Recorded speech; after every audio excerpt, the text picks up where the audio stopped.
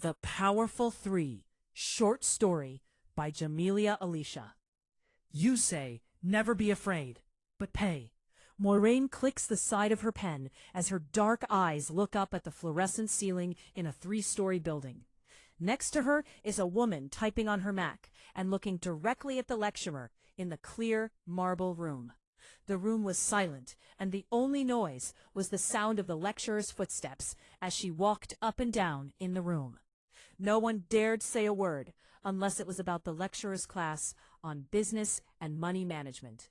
Moiraine's eyes looked back down automatically and stared forward at the front of the class.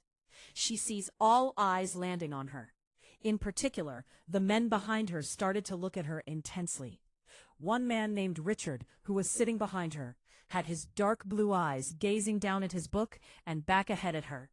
Moiraine turns back to her desk and focuses on the scribble of notes she made in her notepad. This was an intense course, but surprisingly, she knew what the lecturer was talking about in the short span of 1 hour. Moiraine had a secret. Her neurodivergence made the world seem confusing, and between each margin and line of sentence, she felt a breath of relief at solving the next paragraph of the sentence. Her eyes began to get blurry, and she started to see the formation of shapes between the margins on her notepad and the room around her. Moiraine covered her left eye with the fringe of her auburn hair. She whispers, "No, it's happening again." This was not the first time this had happened to her. A couple of months ago, before the Christmas break, she experienced a delirium of visions and weird sightings of patterns. Now in the classroom, the patterns came in hues of light green and yellow, forming swirls and lines, making tree branches and flowers of multiple colors. Even the lecturer's hands were extending into a tree branch, and students were silently becoming a bedding of flowers behind the arch of their backs. The more Moiraine looked up, the more she saw the branches stretch to the ceiling of the room and back down. No, it's happening again. The classroom was empty. The distance between the notepad, chair, table, and empty classroom made her lightheaded. She had no choice but to walk out of the classroom. The world was blurry and not clear. Was she dreaming? No. She must be in a different realm, and she knew the antipsychotic medication she had been taking was not working. This was more than just a hallucination. Her dyslexia was making her see patterns behind the paper. The world was like a two-sided coin, one side clear, the other obscure. Looking at both sides, she saw the world was flawed. In the classroom she was in, something was off. People were not there, and her mind was expanding and projecting out into the world. She knew within herself that this was a change and transformation of the body and mind. This was more than just a hallucination. Her dyslexia was making her see patterns behind the paper. Everything shrank, and that's when she heard a loud voice say, "Moiraine?" Moiraine looked forward at the lecturer, and the lecturer replied, "Moiraine, do you have an answer to my question?" "I'm sorry, I don't know." Moiraine got her books and notepad and left the classroom quietly. The lecturer did not respond, but instead followed her form. "This is not right." "Mum, please, are you there?" Moiraine said. "I think we need to increase your dosage of medication," Moiraine's mum said. "Mum, you need to listen to me. You are not understanding," Moiraine said. "I understand. You are hallucinating and experiencing visions, which is a sign of madness. We need to take you to the hospital," Moiraine's mum said. Moiraine cut the phone off and leaned against the building's wall. She swore under her breath and continued to walk down the corridors. The next couple of hours, Scarlett, who is Moiraine's mum, was walking alongside Moiraine in the car park of the Highwood Hospital. Silence occurred between them, but in Moiraine's soul, she was annoyed. Scarlett looked ahead and replied, "This is for you to get better. I do not fall for this fantasy talk. It's your psychotic episode, not your dyslexia." "I will find a way to prove to you that this is more than just a psychotic episode," Moiraine said. "If you say so," Scarlett said. The doctor used the penlight as he searched Moiraine's eyes. Scarlett sat opposite her and watched the doctor examining Moiraine's eyes. The doctor put the penlight away, and he replied, "Moiraine is experiencing hallucinations, but in examining her eyes, I see something else. By looking at her records, she has dyslexia. Still, I heard from past cases from patients that they experience hallucinations that fall between the brackets of a psychotic episode and dyslexia. We need to do a brain scan on her. It's more complicated than it seems, the doctor said. I knew it, Moiraine said. Perhaps the puzzle was much clearer than before. There was more to her dyslexia than it seemed. A couple of months went by, and it was the brain scan. Moiraine was lying on the scanner bed, with her head covered in earplugs for protection, and wires attached to different parts of her body. Her eyes continued to look up and all around the gray electronic room. Scarlett, Moiraine's mum, holds onto her hand with a tight grasp. The doctor looks ahead at the computer screen and back at the MRI scan room. It appears that the hallucinations she is experiencing are real. The hallucinations are all coming from a part of the brain that deals with memory, known as the hippocampus. These memories are causing her to create patterns that appear to be used as a form of defense. She is not the only hero with this power, the doctor said. A hero? My daughter is no hero, Scarlett said.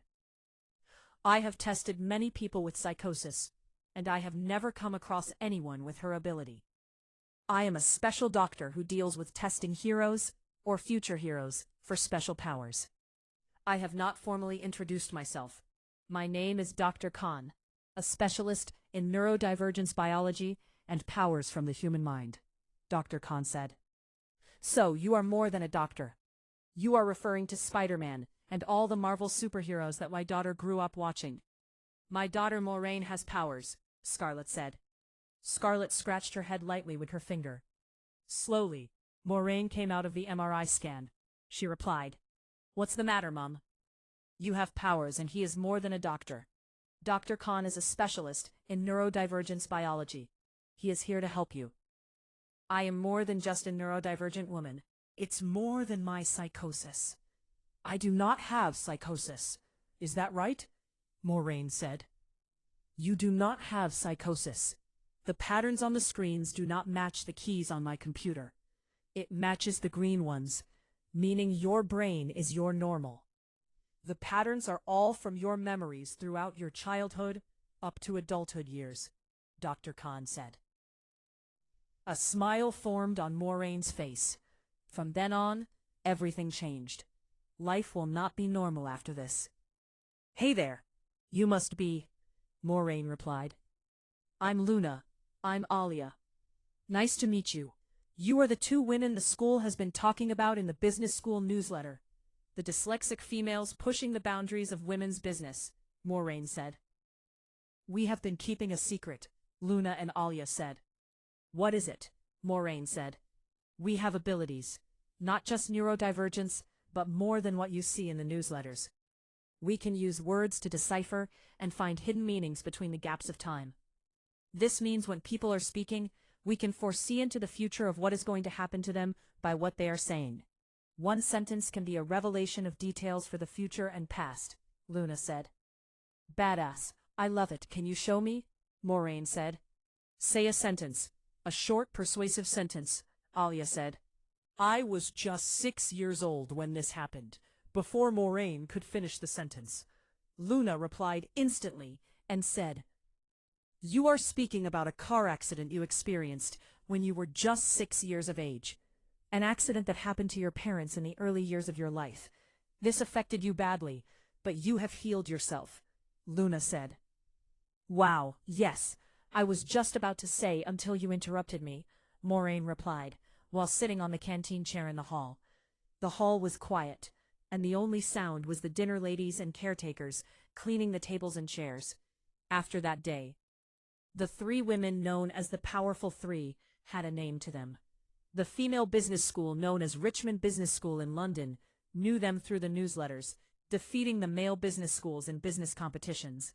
They were not afraid, and despite their difficulty, they found ways around to find a business niche.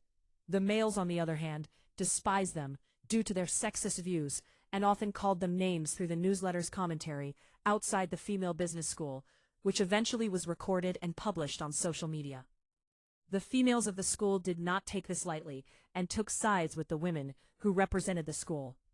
a lost battle by the males of the business school, as the females take the throne of true business leadership. Within the newsletters and graphs, the three women find hidden messages and patterns that reveal the corruption within the business politics and companies. Moiraine was seeing that the grass was not greener on the other side. Nothing added up, and everything had hidden agendas. That's the price of being a hero of the business world at a young age of 18 years of age. People think the younger you are, the more naive and innocent you are. Moiraine, Luna, and Alia had the mind of a 30-year-old. Maybe the abilities gave them introspection into others and themselves. Abilities gave them wisdom and richness of control over power-mad men who wanted to corrupt their coursework with gender bias and manipulation of mark schemes to fit the ideal response. Even the tests and coursework were flawed at Richmond Business School. The powerful three used their powers of patterns that arched shapes of resistance, foresight of hidden sentences to decipher manipulated responses from multiple students across school borders, combining real responses and future responses to create something bigger, something no one can solve and even label in the history books. Only that feminism has taken control of male domination and the wrath of millions of men. Fighting was just the beginning. Intelligence was the center point of their mission to win the case with the male business school. This was not the battle of the sexes. This was a battle between who would seal the deal with the high powers of the business world. They remained in the shadows and anonymous, and often had disguises of older men in suits wanting to drag them down. These men were once boys, and just like the boys they encountered in business school, they are growing into reckless beings with the power to cripple and drain energy out of women and girls who don't have the strength to fight their battles. The powerful three are the ones to save the day and do the work for the girls and women out there who couldn't even pinpoint the men who did this to them. The men who marked their hands on innocent women's and girls' bodies. These men hide behind their computers and powers like complete masks of society, pretending to have agendas that fit with our own, and instead prey on the downfall of what women should be. The powerful three are here to create wreckage and put these men in high business corporations in their places. For once, we needed to have a say and allow people to become the gatekeepers of their future. This is not just a gender issue. This is an issue of who should be in charge of their own lives without having their backs watched by high corporations seeking domination.